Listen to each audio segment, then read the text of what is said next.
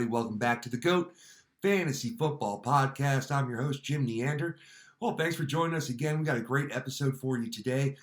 So we're going to get started with our divisional preview series. Now, we're going to be breaking down each division one by one as we roll towards the start of the 2020 NFL season. Now, to get these divisions going, I'm going to invite some of my friends, some of my league mates in, and they're going to help us break these divisions down. I want to get, someone to knock things off of. I like to get as many different opinions in the offseason as I can to kind of help me round out my decision-making process and my strategies going into my drafts. And as many, different opinions on rookies as I can get from these guys, I'm going to, really take them and kind of incorporate them into my preseason rankings. So, without further ado, we're going to get started with the AFC West, and here we go. All right, everybody, welcome Jeff Hussain to the show. Jeff, how's it going, man? Good. How are you doing? Thanks for having me. Hey, I'm doing good. Hey, thanks for coming on the show. We appreciate it again.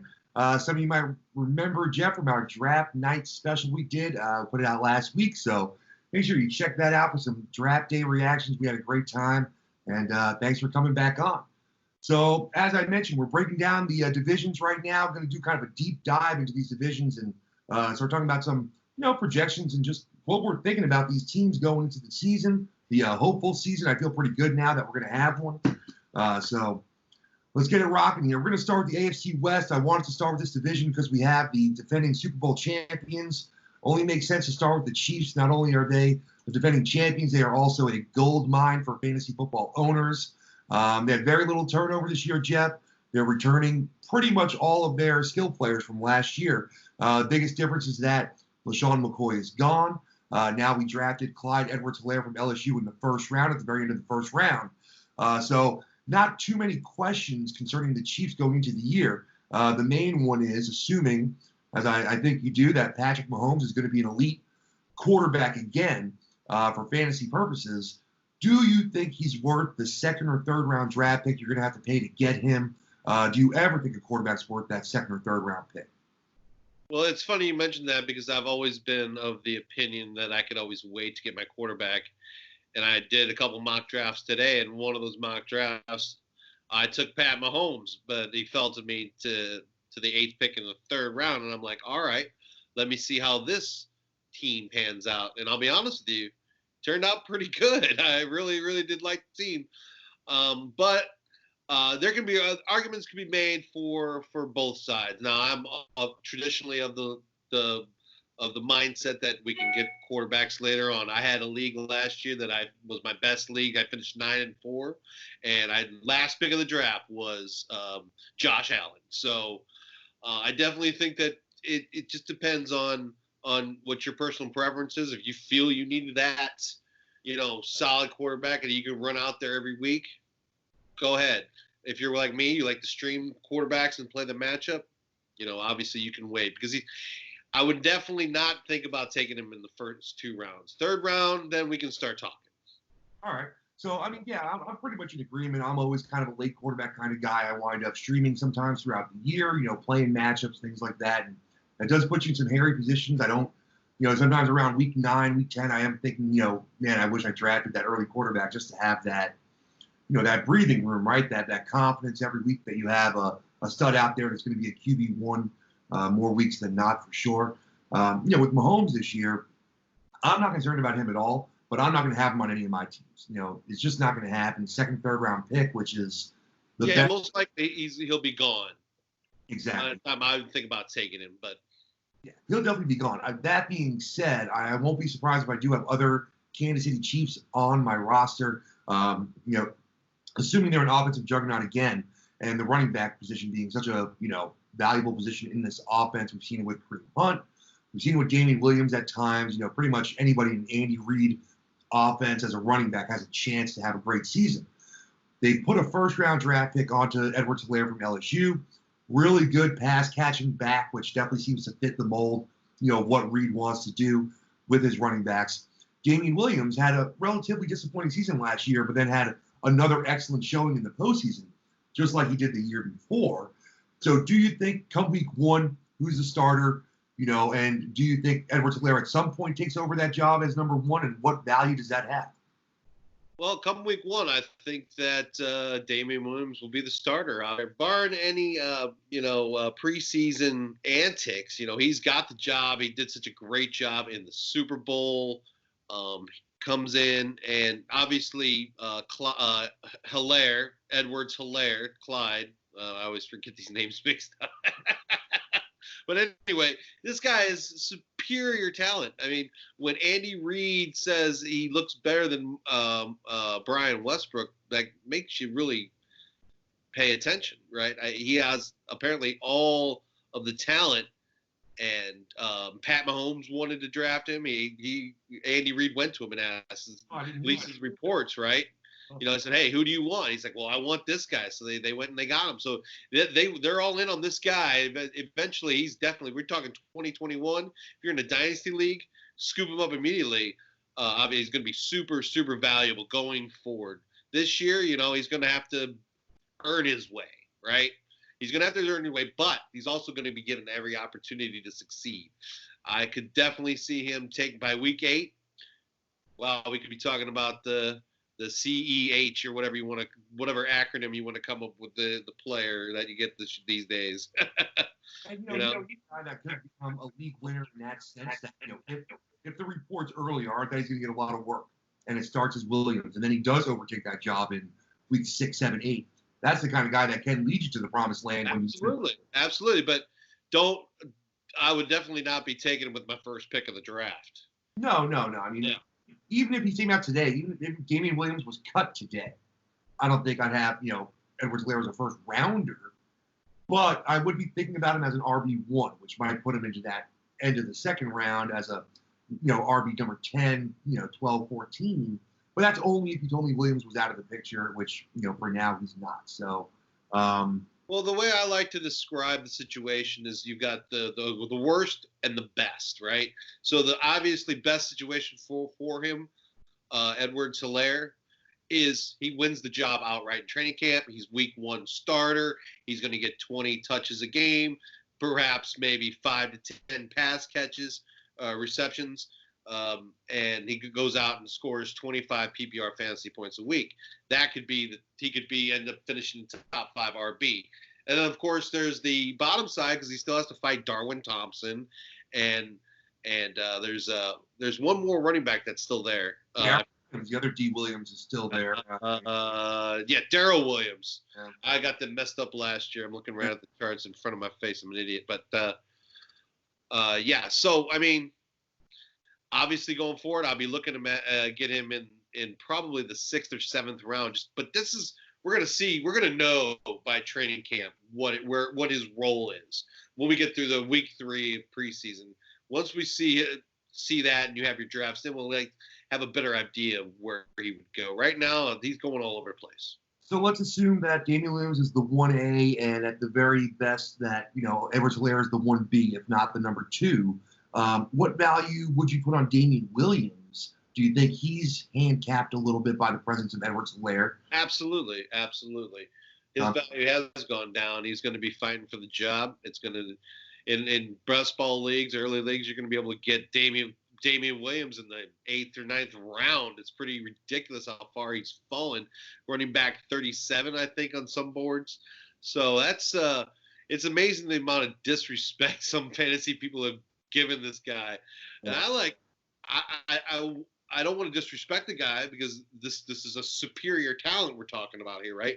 And they've tried multiple times to replace him. Each year they bring in McCoy. They brought in old man McCoy to compete with this guy, and so I don't know. But I mean, when the chips are down, he comes through. In the Super Bowl, he had a fantastic performance. Are you kidding me? Yep. So no, he plays great.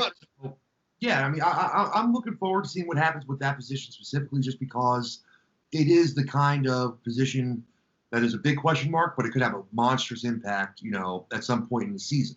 Let's move to the pass catchers on the Chiefs here. We know Kelsey's locked and loaded. He's going to be, one of the top targeted and top producing tight ends. There's no reason to think anything else. They kept the same 4 wide receivers. So just put them in order for me. We know Tyreek Hill is probably number 1. We have Sammy Watkins. We have Demarcus Robinson. We have Mecole Hardman. Put them in order 1, 2, 3, and 4 for me. Well, we have Mecole Hardman, And then we have Sammy Watkins. And obviously Tyreek Hill's number one. And you still have DeMarcus Robinson, Byron Pringle in the mix as well. So they're pretty deep in wide receiver. Now I see Mecole Hardman being the man who steps ahead of Watkins finally. I like Watkins coming out of Clemson. He went to Buffalo, which is probably the worst place he could have gone for a pass catcher. So his talent, and then of course he got injured. Now he's in Kansas City. He's got all his talent around him. He comes out week one, shows what he's got, and then he just disappears. And so, as far as fantasy value, I would think that Mecole Hardman's going to give you more of a consistent performance week to week than you will get from Sammy Watkins. Sure, Sammy Watkins will have that blow-up week where he's 35, 40 fantasy points, and then you're going to go chase those fantasy points and start him next week, and he gets 3.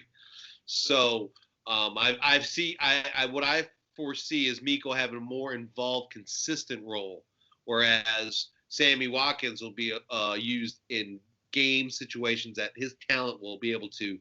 He plays better against certain teams and other teams he just disappears, right? So, it's very strange.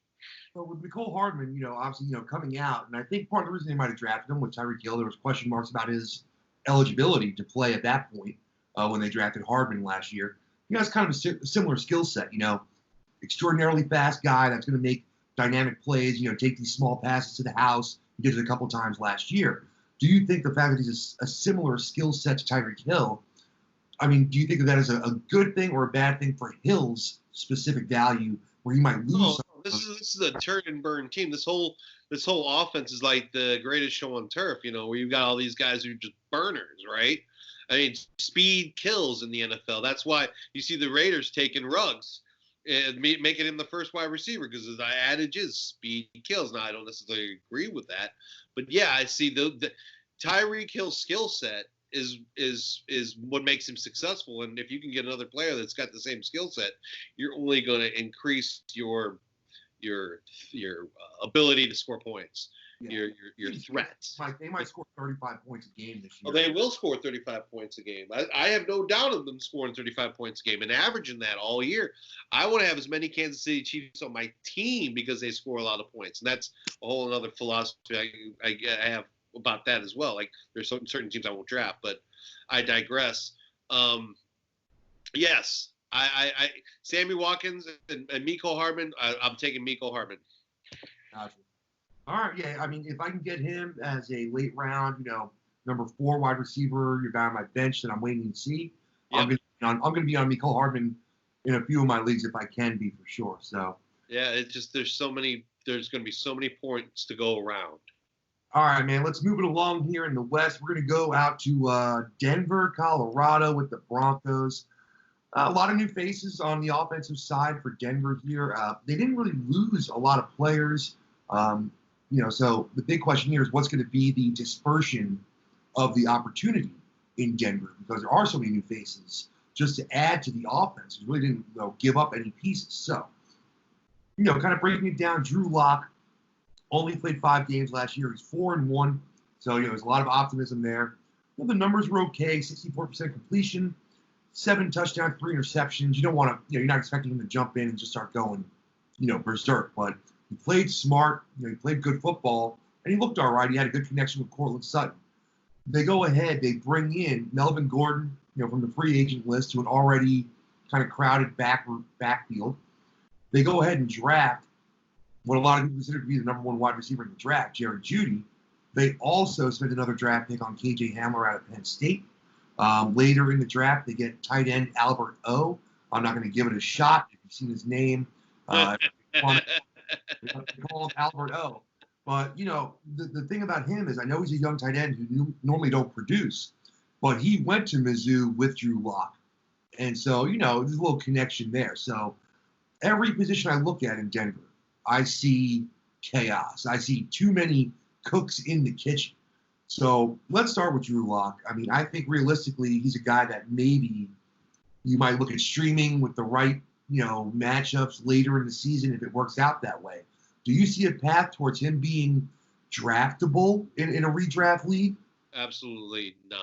I don't see any way you should draft this guy. Unless, of course, you want to, take him on the last round pick. I'm not going to argue with you the last round pick, but he's not on my radar to draft.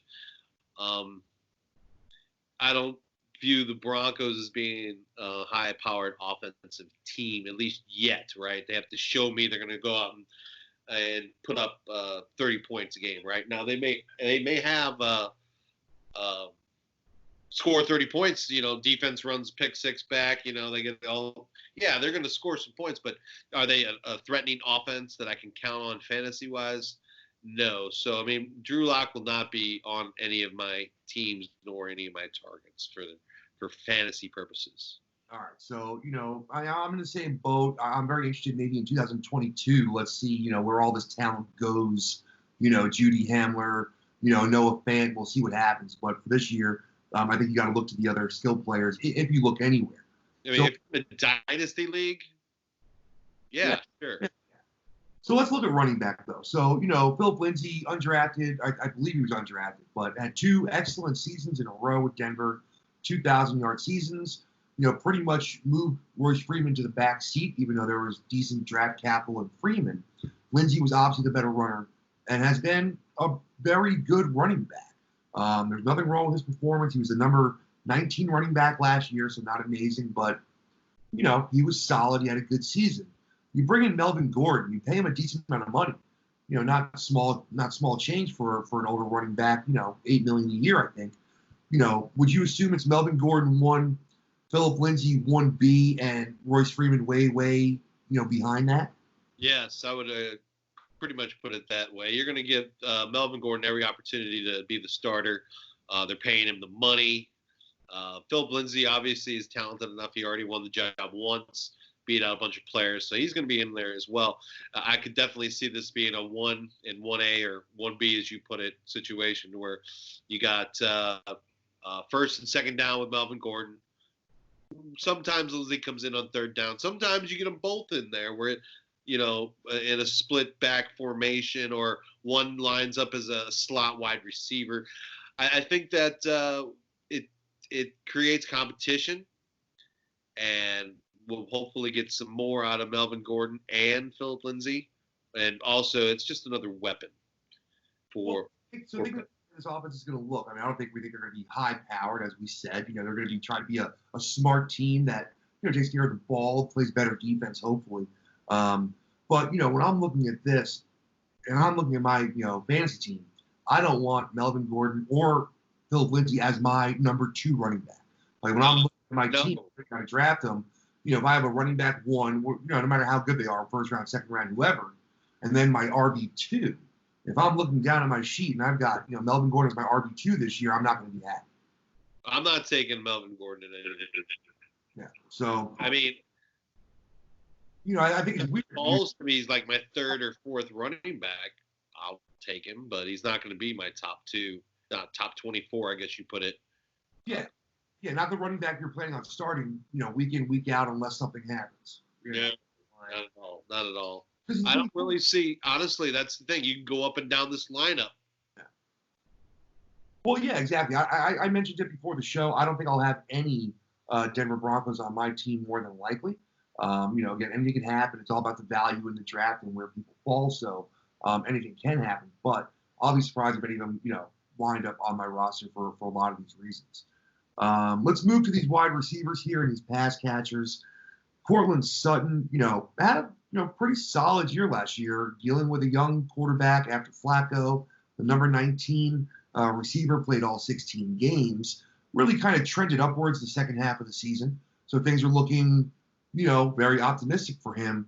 Now you enter Jerry Jeudy. You enter KJ Hamler. Those look like they're going to be – Jeudy will be the number 2. And then as far as number 3, it'll probably be Deshaun Hamilton. And I assume Hamler will have a chance to, compete for that job also. But I'm not going to want any of these guys on my team. I think Sutton's value is extremely diminished by Jeudy coming in, by Hamler coming in, and by Noah Fant hopefully taking the second-year leap. Courtland Sutton right now is being drafted as a possible, top 16, top 18 receiver. And I definitely think he's more like a 25, kind of a guy this year. Yeah, because we don't anticipate Drew Lock to be throwing more than 20 touchdowns this year. At least I don't. So that means there's no way these guys are going to catch, 12 touchdowns, right? Unless, of course, he's just, zeroing in on Cortland Sutton every week and scores 3 touchdowns a game twice or 3 times, right? Um, there's just these people are going to be your top 36 wide receivers. They're not going to be your top 24s. They're not going to be there. There just isn't enough opportunity. And to your point, bringing in Melvin Gordon and Jerry Jeudy just cuts the potential targets for Sutton by a considerable amount. They're going to want to run the football. They're going to want to play action pass and get the ball out to the flat with either the tight end or the running backs. You're going to see a lot more formations from Denver that's going to not be favorable for number one wide receiver. The ball's going to go to too many different people. And so, anyway, running on.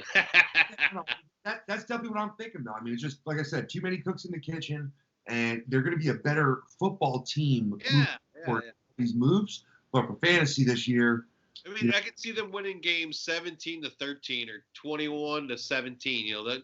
That's what the kind of games they're going to have. The 9-3, 9-3.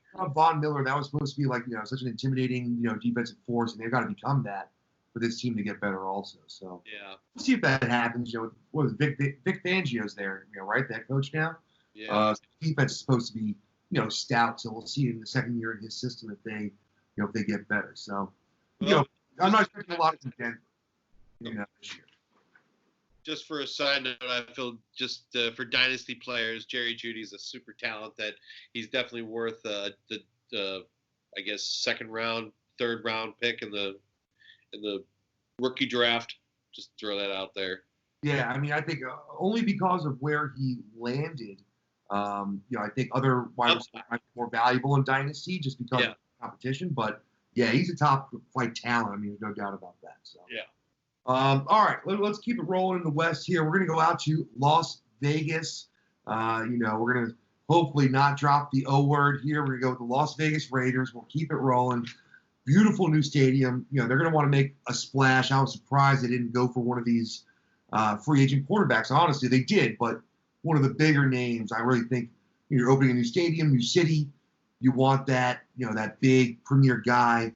That was my argument for Brady going there, and that didn't happen. But I thought they were going to throw the whole city at him, the keys to Vegas to get him there. But didn't happen that way. They did, however, go 7-9, which I was surprised at how good they were, considering they put a lot of money into Antonio Brown, didn't get to use them, and they were supposed to be a very bad team. And a 7-9 team is not a very bad team; it's an average team. So they were pretty good. Not a lot of vacated targets here either.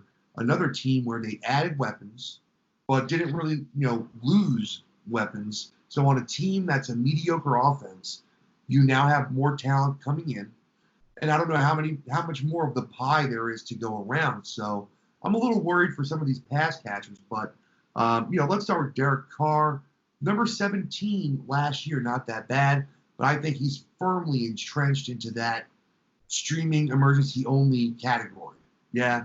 Yeah, or if you're in a 2-quarterback league, you can definitely pick him up in the later rounds, obviously. But as far as standard 1-quarterback league, yeah, rare streamer. You're going to see those games where they're going to have blowout games with Kansas City, right?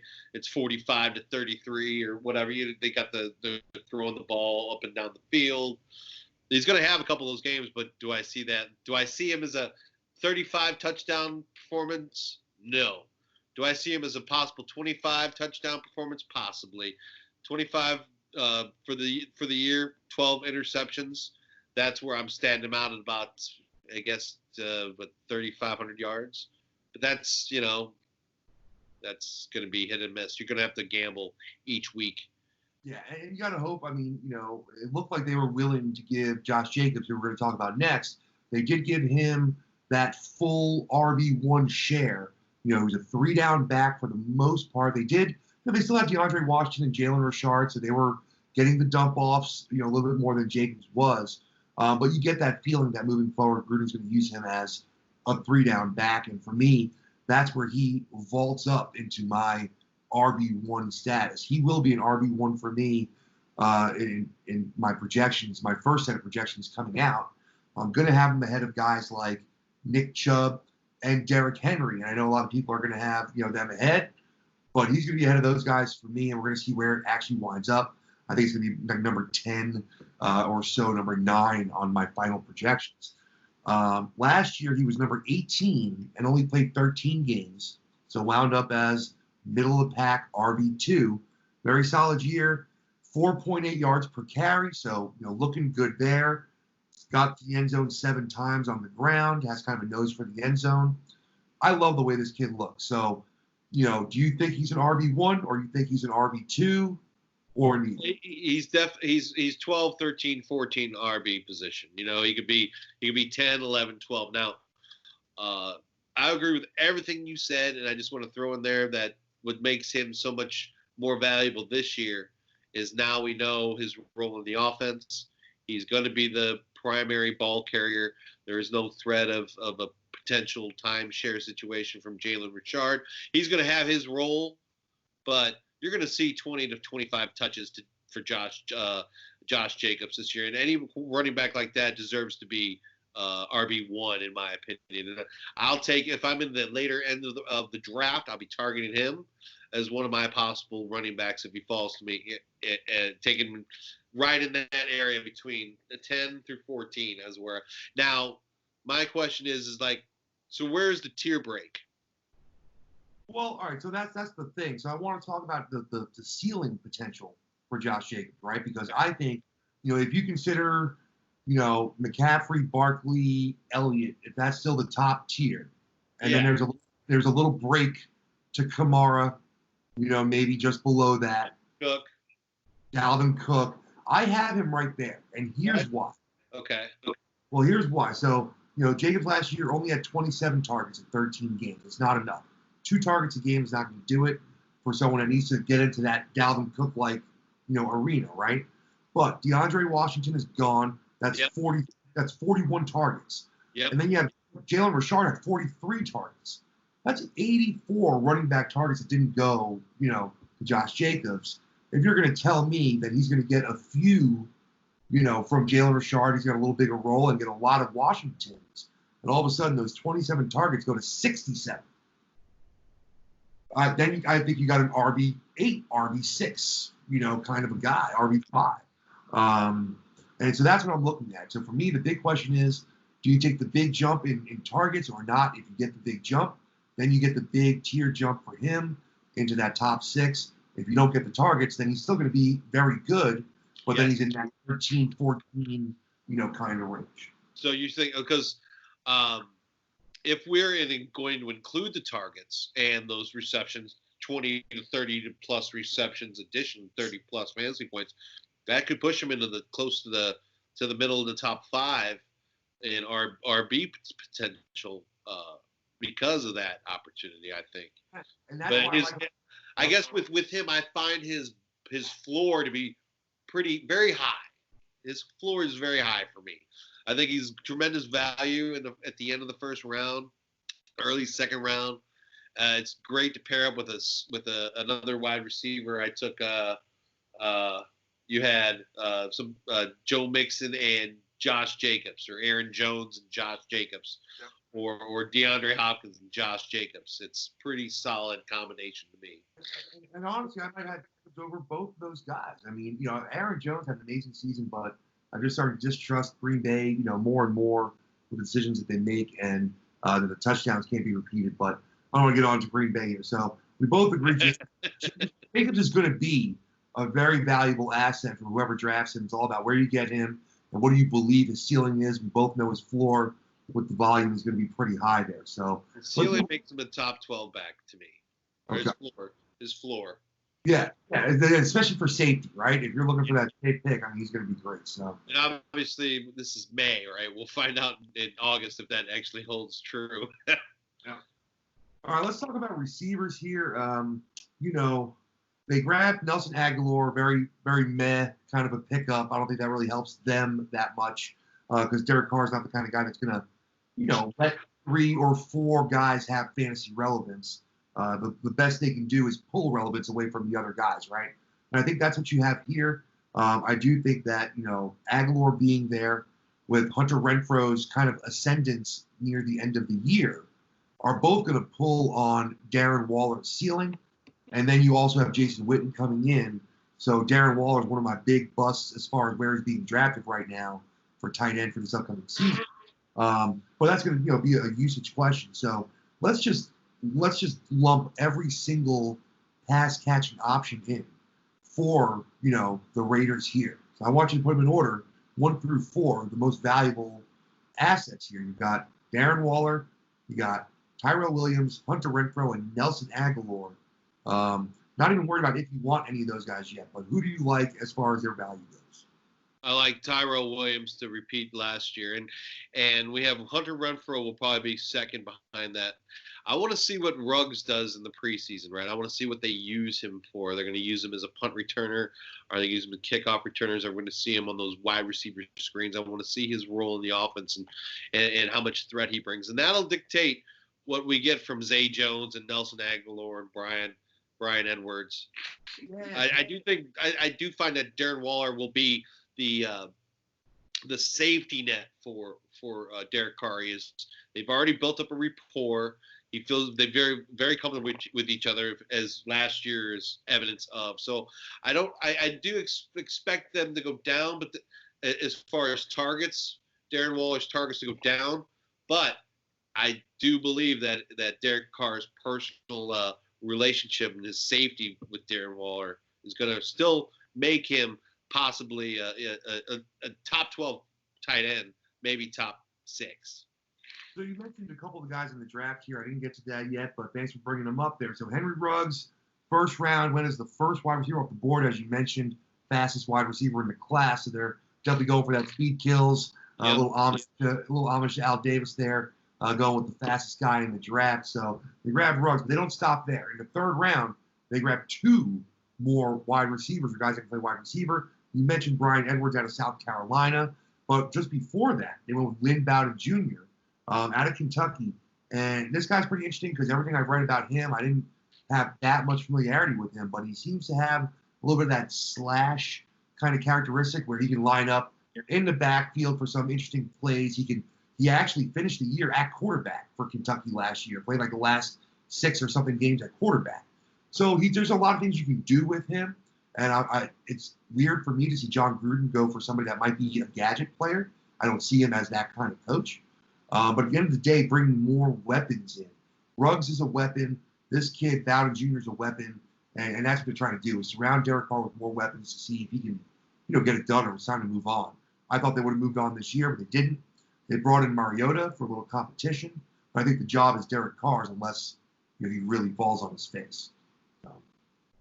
Yeah, we'll I agree that it's his job. But competition always breeds better performance. So I'm always a big fan of bringing in as many guys as you can to compete. Do you think Henry Ruggs is worth a draft pick at the very end of the draft just to see, or you think it's going to be I mean, absolutely. You can totally draft him at, I don't know, after 14, 15, round 16. We'll know more after we watch some preseason. Yeah, of course. And then Darren Waller, I want to bring up his stats just because I think, my main argument for his big drop is that it's hard for me to imagine that we haven't seen his ceiling. 90 catches, 117 targets, for a team that only threw the ball 523 times. The touchdowns can go up. You only have 3 touchdowns, so there's room there. It's crazy that you catch the ball 90 times and have 3 touchdowns. So you expect a few more there. But, they brought in Jason Witten. They drafted all these receivers. They brought in an underneath guy like Aguilar. I just feel like he's set up for like a 60-catch season on 85 receptions, which is a fine tight end season, and might sneak him into the top 12 as a tight end 1. But that's where I'm going to have him projected out, closer to the edge of the tight end 1. And right now he's being drafted, inside the top 5. So yeah, he's not top 5 for me. Definitely not top 5. All right. Like you said, I think we both agreed that the top 12 is definitely he's definitely top 12 tight end, but he's going to have to get some games, get in the top 5, top 6. Josh Jacobs is the only player on this team that I feel like, even though he's already valued pretty highly, that his ceiling is much higher, than where he's being looked at right now. I don't see any other. Jacobs is the only Raider I would consider drafting this year. Let's just put it that way. Yeah. Yeah, I'm going to be surprised at how high he'll be in my rankings when they come out. I'm pretty high on Jacobs this year, and it's all going to be about the targets. So we'll see. Yeah, and if it's all about the points the Raiders score, if Derek Carr is going to continue to be the 20 touchdown quarterback, no, this team won't have anything to offer fantasy players. Yeah, there's just not enough volume there, not enough points. Not enough points. All right, let's keep it moving here. Go to the last team, the bottom dwellers from the last season in the West, the LA San Diego. Yeah. So, again, not falling into that trap. It's all the West teams that are moving. But, the LA Chargers are entering the unknown for the first time in quite a while at quarterback. Phillip Rivers gone to Indianapolis, and it's the first season in, 15, 18, years they've had to worry about it. He's been one of the most durable quarterbacks, of the era. So they're moving on. They have Tyrod Taylor. They drafted Justin Herbert at number 6. Week 1, who's the starter, Jeff? Tyrod Taylor or Justin Herbert?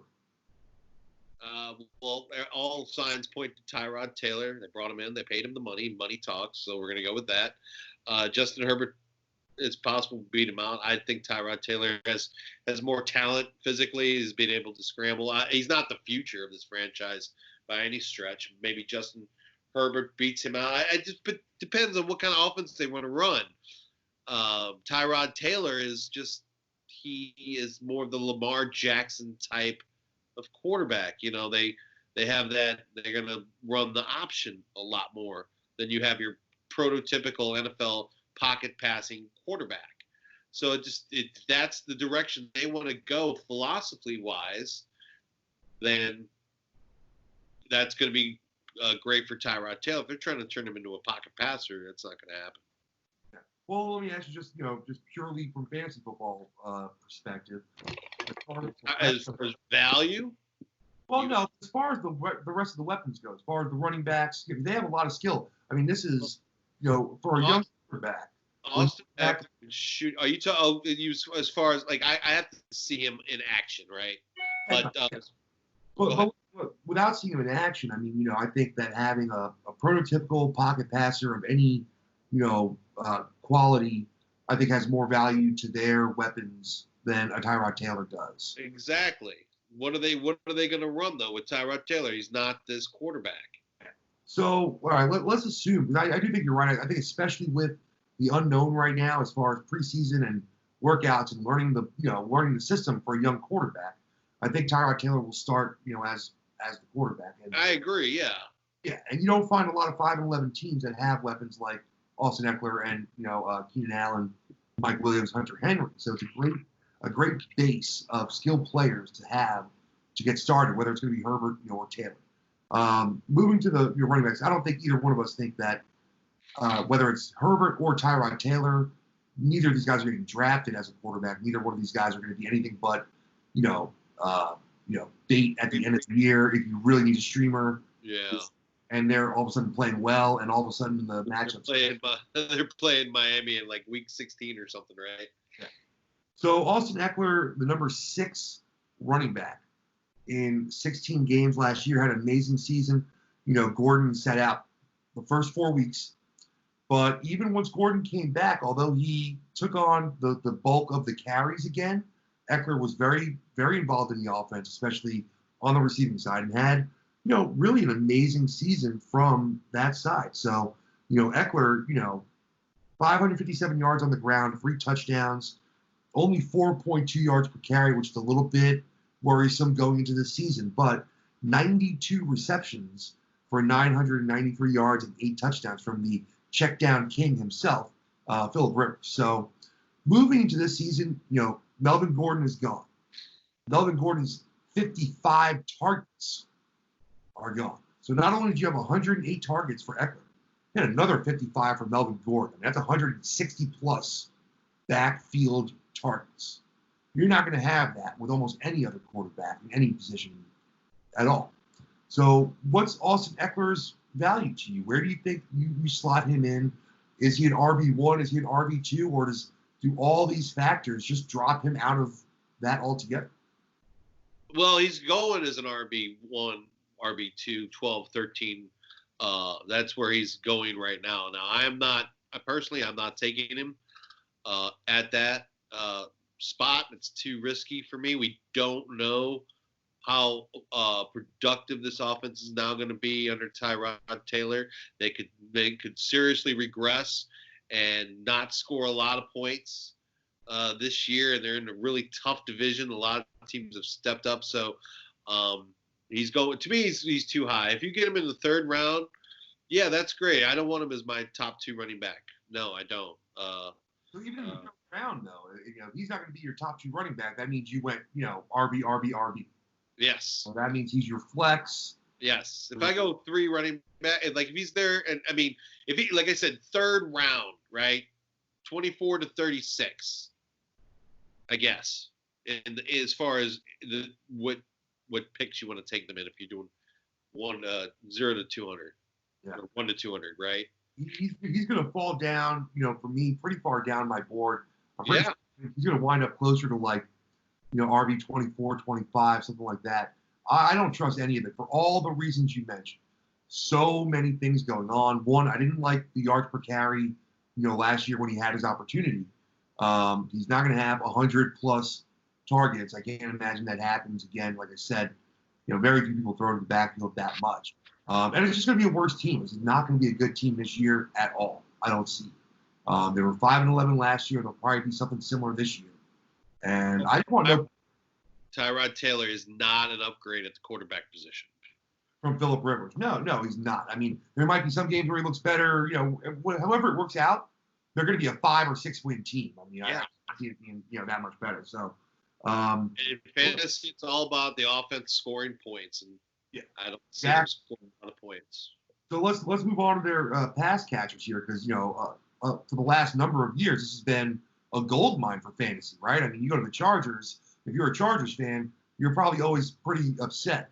If you are not a Chargers fan, but you have them on your fantasy team, you're probably usually pretty happy because you've got great finishes year in and year out and a lot of productivity. Keenan Allen, once again, number 8 wide receiver on the year. I know he caught some flack last year. He had some weeks where he disappeared, but most years everybody has a week or two where they don't have a good week. At the end of the day, he's the number 8 wide receiver, caught 104 passes out of 149 targets, just about 1,200 yards, 6 touchdowns. He was number 8 last year. The question is, how much does the downgrade or the move in quarterback affect his value? Is still wide receiver 2, in your opinion? Is he going to be a top 24? No, I don't think so. I think he's going to fall beyond, at least as far as where I'm taking him. I'm not drafting him. I honestly, this goes with my philosophy of there's certain teams I'm not going to draft from, and the Chargers are a team I'm not going to be picking players up from. It's a base philosophy of mine. I'll always try to scoop up players from teams that are going to be offensively productive.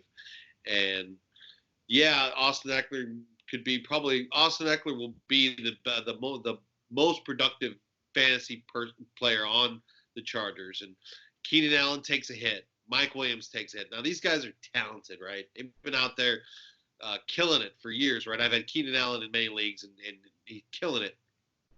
They've got Jason Moore, Joe Reed, Darius Jennings. These guys are out there. Andre Patton, Hunter Henry, right? Don't forget about Hunter Henry. He's great. Well, that's the piece that I like. So you had mentioned that they're kind of a no-draft team, and I'm in the same boat except for Hunter Henry. He was the number 9 tight end in only 12 games last year. He had some big games, though, that kind of padded that. But, he still had a really good season. I like him as kind of that big target, whether it is Taylor or Herbert. I like that he's, that safety, short-range target that might see those targets. And I'm always a punt tight end guy, like we talked about earlier. You did that in your mock draft earlier. I'm usually kind of the same way. It's very rare that I have one of the guys that are ranked in the top 8 or 9 as my tight end on my team. Typically outside of those rankings. Last year, I went away from that twice, and to Evan Ingram and O.J. Howard. So I'm going to go back to saying F you to tight ends and, going from there, because that was even in the fifth round, and I felt like I got tanked by those two moves. I hated it, so I'm not reaching out there for a tight end. I do like Hunter Henry as a near the back end. If he falls to that tight end 10, back into that tight end 1, and I'm looking in the 9th, 10th, 11th, 12th round, he's going to be one guy I target just because I think the talent wins out there, and they're going to need someone to throw to when they can't get to their wide receivers because they're just not good enough yet. So. Yeah, as far as the tight end position goes, I find that we have a much deeper tight end field this year than we have had in years past. Before it was Rob Gronkowski and everybody else. Now we've got quite a few tight ends. Greg Olsen is now with Seattle. You can make a case for all these other tight ends that are out there, that because it seems to be that the tight end, the 2x2 formations are coming back into favor with offenses around the league that gives them more options to with these pass catching quick tight ends who are also 6'5", 285 pounds, and go out there and block a defensive lineman, right? And so we see these hybrid players starting to come out, the Hunter Henrys. It kind of all started with Antonio Gates, and then Tony Gonzalez too, running that first. Yeah. These hybrid, super athletic, really big guys that can go out there and play like a wide receiver, but block like a tackle or an offensive lineman. So players, if I remember correctly, in college, I think Gates and Gonzalez were both like basketball stars. Yeah. Same with play to that athletic mold of the tight end position at this point, so you can both chip a block and then you're still fast enough to get out there and catch a pass and make a play happen. Where you see is one or the other. If you're a tight end, you're either in blocking, or you're out there, running your route. And now you can kind of do both at the same time, right? Guys like Hawkinson, and you're seeing a lot of these guys. So, but this all goes to that philosophy of the teams running more two tight end sets, because you've got your Jack Doyles, you got your Eric Ebrons out there, you've got your Dallas Goddards, you've got your Zach Ertz's, you've got your Tyler Higbees, you've got all these. What O.J. Howard? You go to Tampa Bay, they got 3 tight ends, right? So there's depth, right? I want to find next year's Darren Waller. I'm not going to draft him until the late rounds, right? That's where I'm going with the tight end position in my draft, personally. Yeah, no, I definitely think you're right. And even we haven't got there yet, but I'm going to throw out like a Dawson Knox as somebody I might look at. Josh Allen step forward. I mean, exactly. Love Knox. I love Knox. I started him a couple times last year just because it was a matchup, right? And he got a touchdown. I was like, yes, I made the right call. And I love that feeling. You make that hero call on that obscure tight end, and he comes out and he scores 2 touchdowns off 3 catches, right? Yeah. I played hero ball. I almost killed it. Gerald Everett almost had a heart attack. I think he played Atlanta that one game and wound up having a touchdown, but it could have been like 7 for 160 and 3. He just missed 2 40-yard touchdowns. But it would have been like the greatest move ever, But all right, so listen, man, that does it for the AFC West. So you're going to see Jeff again pretty soon, because we're going to get you back in here to the NFC West sometime during this week or next week.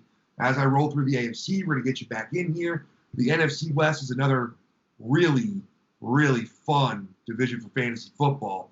When I was statting them out, I mean, I love Arizona this year. I'm all over some of their players. I got Kenyon Drake a lot higher than most people have them.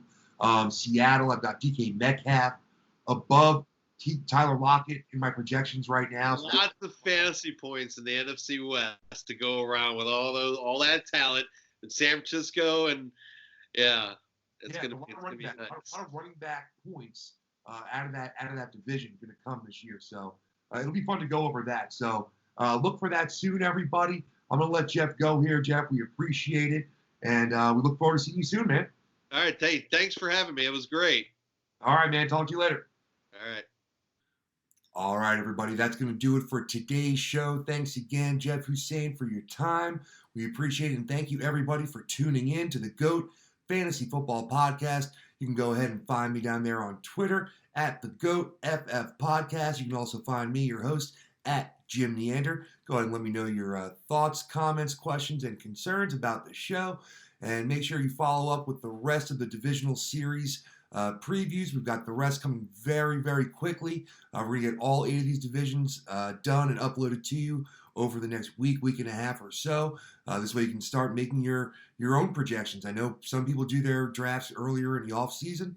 I tend to like to do mine the last week of the preseason.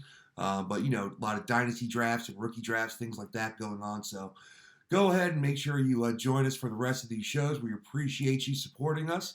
Like, share, and subscribe to the channel, please. And we'll see you next time. Have a great day.